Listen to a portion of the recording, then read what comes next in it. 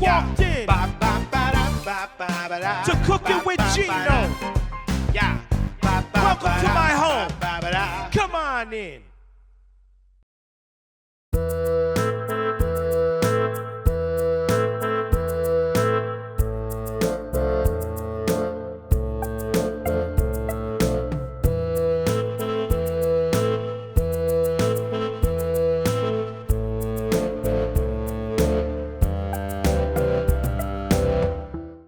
Hey, welcome back. Last time, we went over how to cook rice, spatchcock chicken, and some savory pumpkin pet treats. But this time, I got something special. We're gonna talk about knives and tools. And no, I'm not talking about douchebags. I got a guest coming through that's a purebred Italian, and he's gonna teach us about some authentic Italian pasta. And I'm gonna show you how to confit garlic and olive oil as we continue to build the pantry. Welcome to Cookin Wit Geno. Come on in. Usually, I enjoy a good set. Movie set, local band set.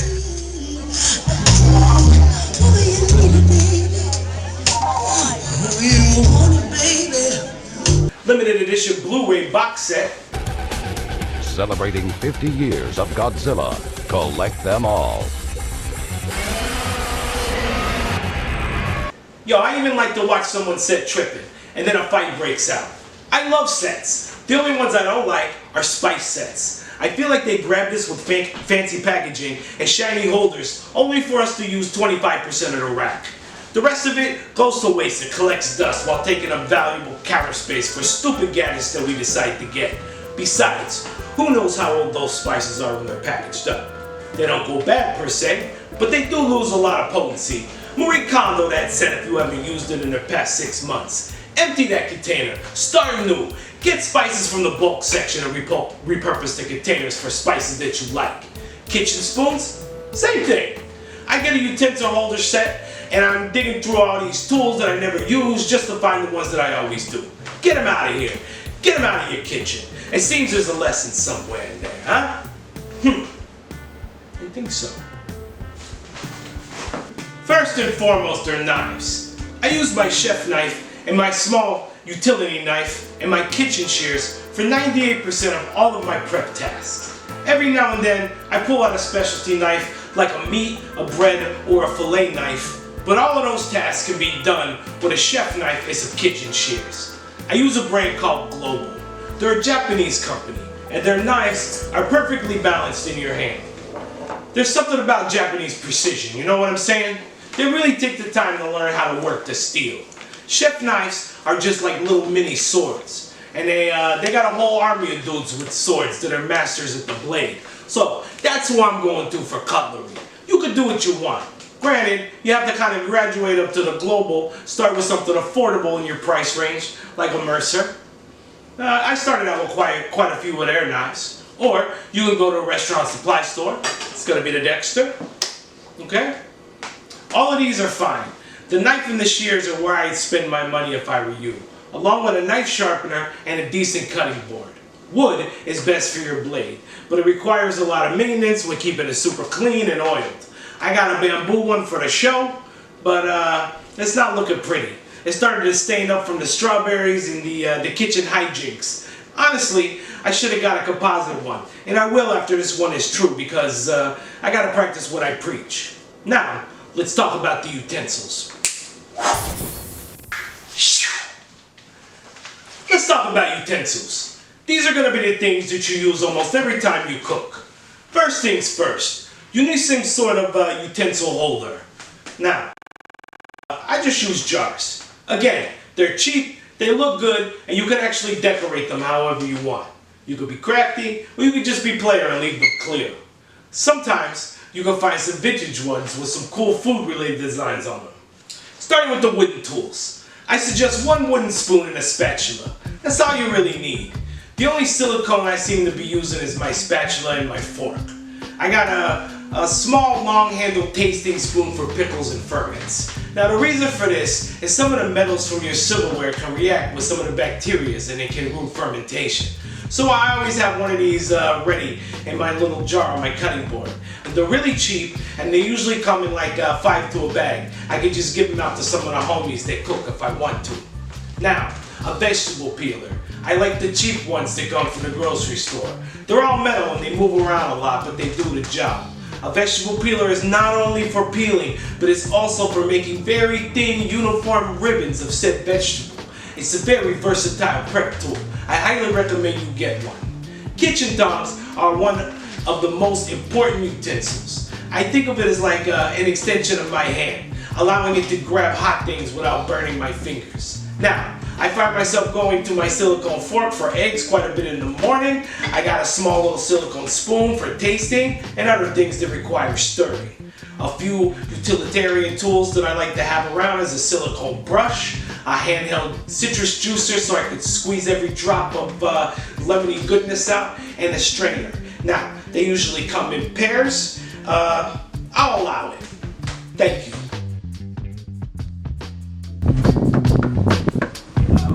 I wonder who that could be.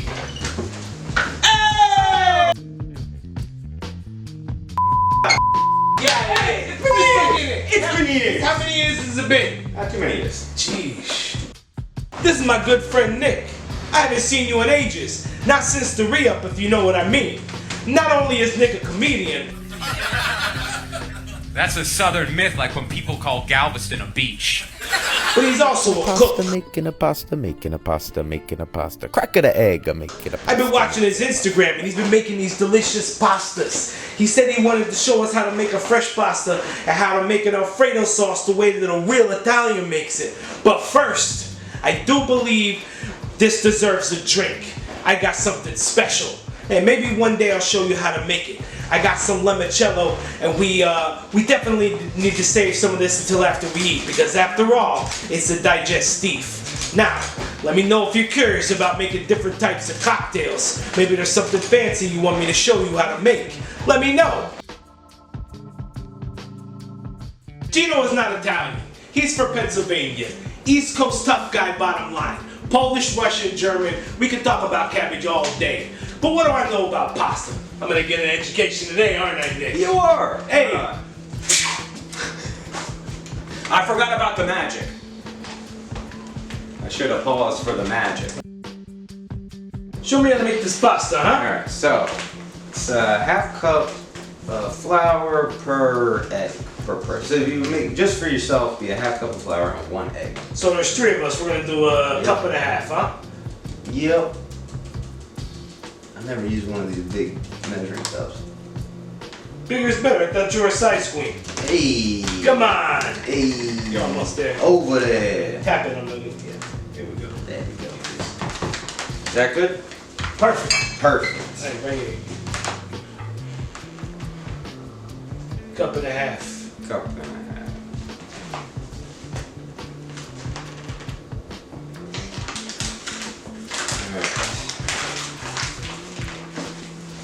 Make a little well for your eggs.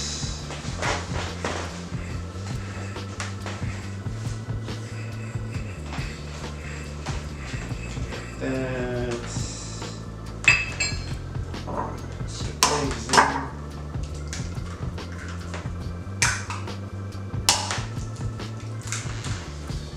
was wondering why you didn't put the eggs in the little bowl, but putting the shells in is way smarter. Yeah, you call me Eugenius when I'm not cooking with Geno. Huh? Come on. There you go. And then, you mash them down there, you scramble your eggs. Yeah, this is a big old bloody mess, huh?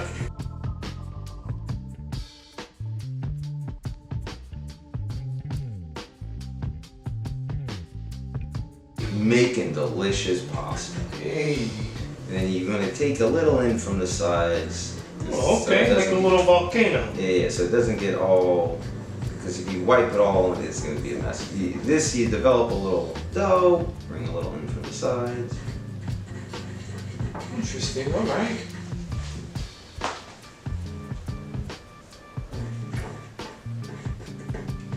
So it'll start getting thicker. And this is the part you could do with a food processor, Uh-huh. but that just feels like cheating.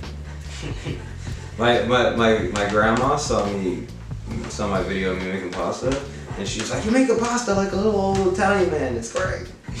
She's like, you make a pasta like my mom used to make pasta. We talked about that. You eat like an old man. Yes, I eat like a child. Oh, a child. I'm sorry, but some people say that when you're old, you kind of regress back to your childhood anyway. Well, I've been like this the whole time. I eat like a child. It's very not good. I don't care. Ladies and gentlemen, Nick doesn't like vegetables or fruit. Fruit or vegetables. He hurts my I'm heart. 40 years old. That's not okay. Oh, whoa, I sound like a children. Whoa. Like a child. It's okay. We're gonna try to come over on this side of the fence. I got Geno's special spinach. We're gonna show you how to make that in a little bit. I'm gonna try spinach today. Yeah, if you know me, that means something. That means something. That means if there was a history here, you know what I mean? Huh? Come on. That's what I'm saying.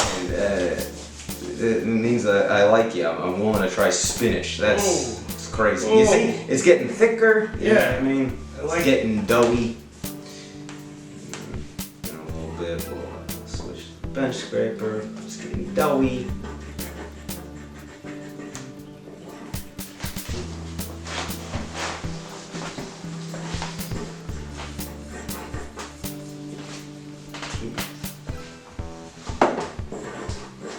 Okay, now switch to the bench scraper.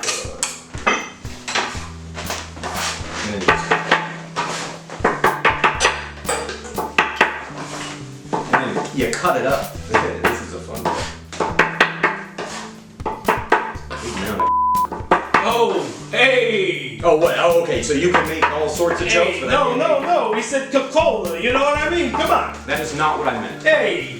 It's like we're in Miami, but we're really in Houston. I know. It's all together. And then we'll start kneading it. Whoosh, whoosh. Now we gotta knead it for like, I don't know, 10 minutes. And then it bounces back. That's what you want. You poke it and bounce back. Bounce back. And then just wrap it in the saran wrap. Boop! For 30 minutes. All right. So while we're waiting for that the pasta to rest, we're gonna go ahead and grate a bunch of cheese. So how much cheese do we need to do here? What are we doing? Pecorino Romano? We're doing Parmigiano Reggiano. And then we're also gonna add some Pecorino Romano. Yeah, but you can do it with just Parmigiano Reggiano or just regular Parmesan. Okay. But so we're gonna this is so much better. We're gonna use the fine grater on the box grater. Yeah, you want to use the fine grater, and then we're gonna do a cup. So we're doing 3 servings, so we're gonna do 3 cups. So it's 1 cup per serving, basically. All right. So it's gonna be most of the cheese. And this is, if you haven't had Parmigiano Reggiano, it's the best cheese in the world. It's way too expensive, but it's really, really good. I don't even know what Parmesan cheese is anymore. You know, like the stuff in the green thing. You're talking about me being bougie. You know, I don't even know what Parmesan is, so I can't even I can't use the stuff that's in You absolutely can. The plastic You stuff. absolutely can. It'll still be really good. Oh yeah. And if you haven't had this, you don't even know what you're missing. Oh, that's true. You know. Little something, huh? Yeah. What are we doing here? Yeah, really.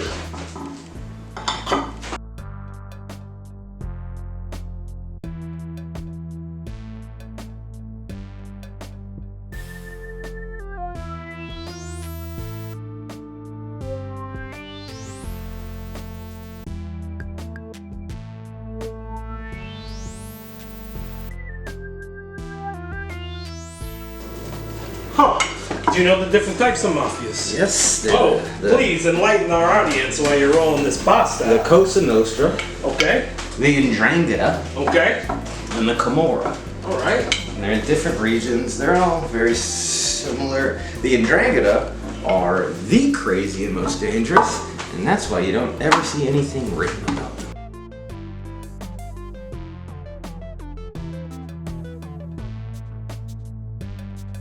Hey, you can see this. Is that how you know when it's done? Yes, something like that. As long as you see through it like that. So then, where's that knife?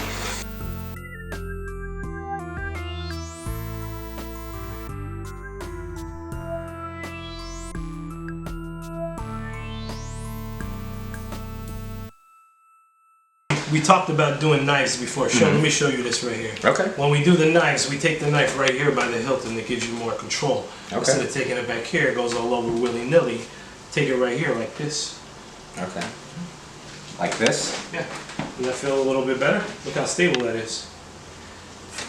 I don't know. I can't. Yeah, actually it does. Okay.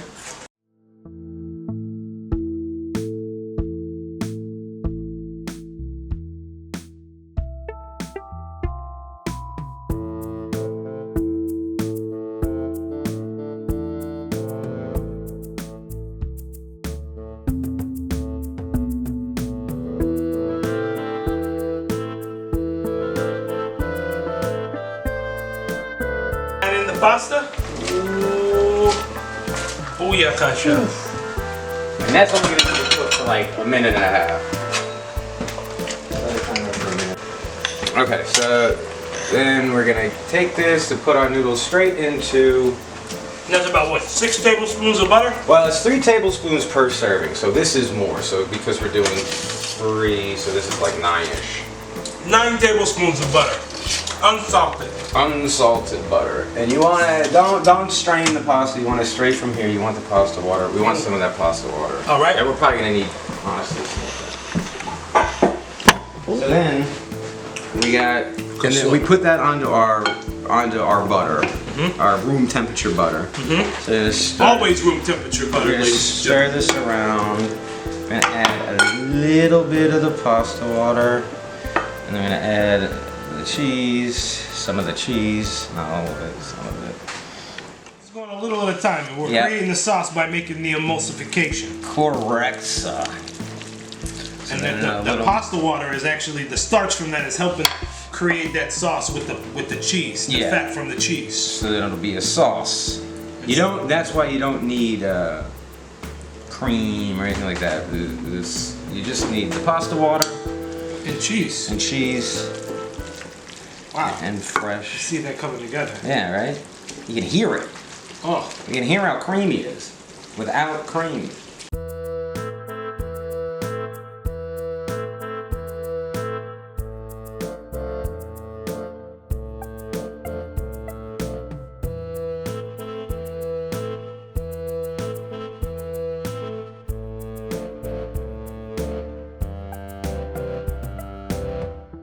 we got a lot of flavor going on here. So what we're gonna do is we're gonna do something green. I think we need some type of vegetable. What I'm gonna do is one of my favorite ways of preparing spinach, using the oven. Check it out. First things first, this is what we're gonna do. We're gonna get our spinach, we're gonna put it in the bowl. We're gonna take a nice, generous clunk of olive oil, go all over the top like that right there. You see what I'm doing? I care for that. I like that. I like the olive oil. You like the olive oil, okay? Looks delicious. Yeah, we're gonna take this right here, a lemon. We're gonna take half of the lemon right now and put it in here, and then we're gonna finish it with the lemon. I like it a little acidic. We got a lot of leaf. Yeah.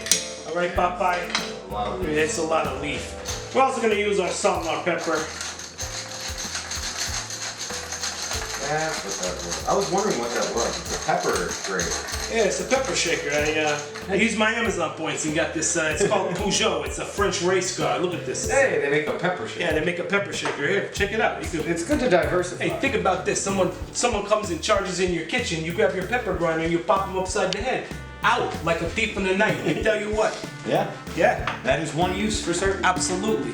We're gonna add a little bit of salt. Again, we're using the diamond crystal kosher salt. So it's not as salty as regular iodine salt that you use on the table. This stuff here, you use about double of it. All right, now we're gonna get a little bit of garlic. This is the garlic saver over here. We're gonna take this garlic and we're gonna smash it. Chop it up. Take all this, and then you want to massage it with your hand. This is the different part, right? This is we're not just letting the leaves go in. You gotta massage it and get all this going. You get all the flavors going like this. Look at this. Look at this. They do look like very well seasoned leaves. And then the idea is this. You want to take a nice big mound. You want to mound it up. Like this here. Right. And then that's ready to go into the oven.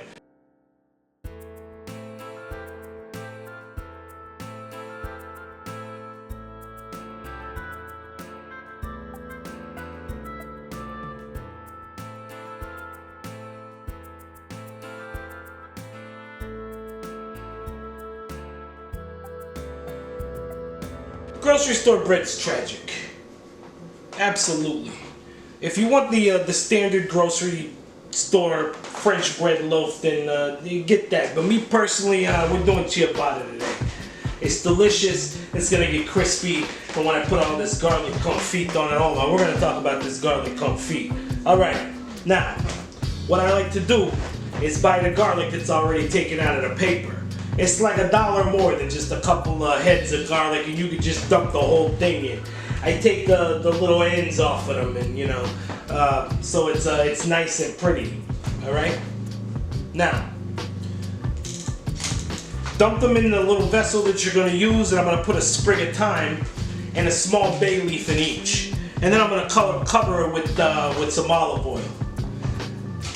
I put all this in the oven. We're going to set that at about 210 degrees in the oven, the garlic confit, and then we need to set a timer over here.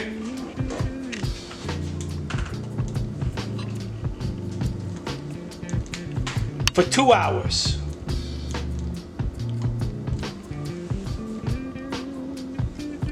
And then once our timer goes off, we're gonna set another timer for 15 minutes, and we're gonna check it in intervals until we get a nice, beautiful golden brown color.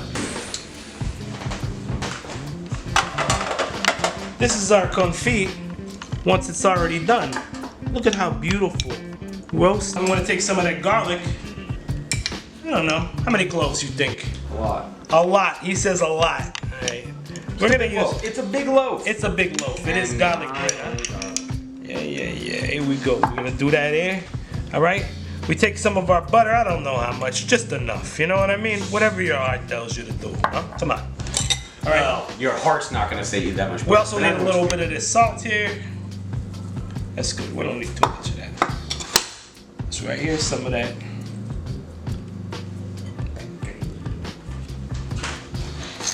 Pepper.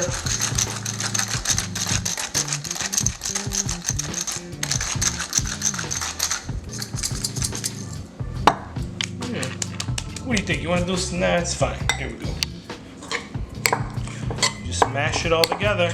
Come here, Nick. Look at this. Look at this. Yeah. I like a kid at it. This is gonna be so good. Look. Now, once that's done, we're gonna get our silicone spatula. I told you I like that here. You want to lick the spoon like a child? No. Are you sure? And I don't appreciate the disrespect, but Oh, we've been talking about you being a child the whole time. All right. 15th time he's asked. Now listen, I want to know if my hair is okay. Is it all right? I can't see myself in there. All right, look, this is what we're doing over here. Nick, come here. Check this out. This is the moment you've been waiting for. How good that looks. We're gonna slather the ciabatta bread with our garlic spread, like this. Make sure you get all the little corners and everything. You know what I mean? Like this here, huh? Come on, look at that. Oh. Jesus Maria.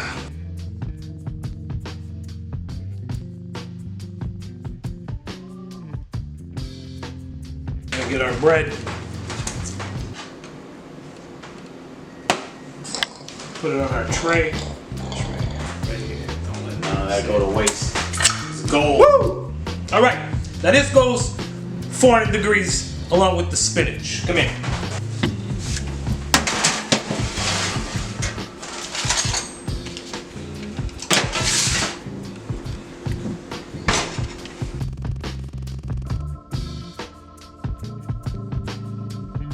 Ooh, magic!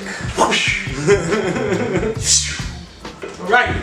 Hey! It's ready! It's ready, finally, man. We've been cooking for 8 hours over here. Huh? Come on. You think we're playing?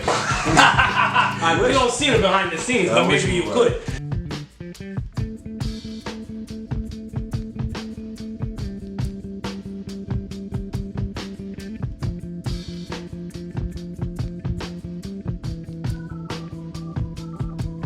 This is a lot of spinach. I'm not gonna lie. I'm upset about Yeah, the it's amount just of a little bit.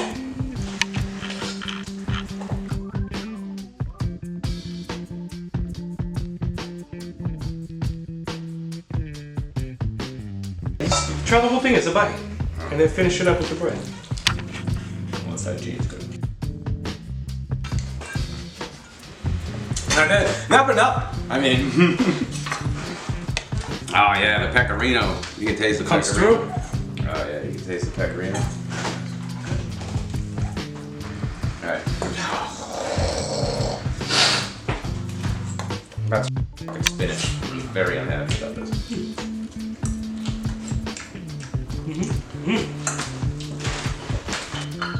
Building your pantry is the most significant investment you're gonna make in your kitchen. It's also gonna have the most impact on your cooking. The colors and flavors you choose to build into your life depends on you and how experimental you choose to be.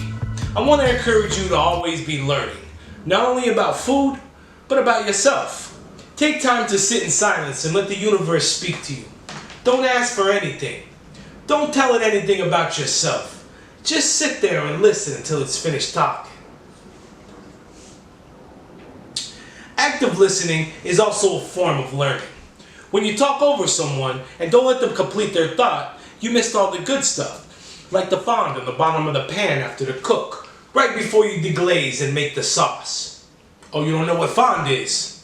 Oh, that's where the magic happens. Look it up. F-O-N-D, fond. The same applies to conversation. Hey, there's definitely a lesson in there somewhere. See, everyone can prepare food.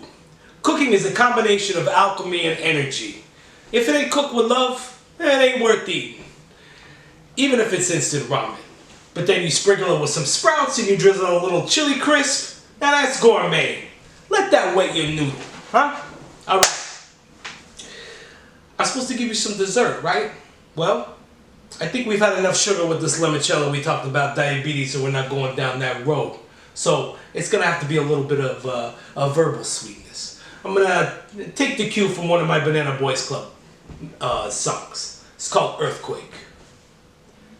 Ooh, I wanna stay with you until the day is gone. When the sun peeks through the winter, yeah, that means it's early morn. Do I get a kiss? But that's all you get, just a taste. And until next time, hey, stay cooking with Geno. Come on!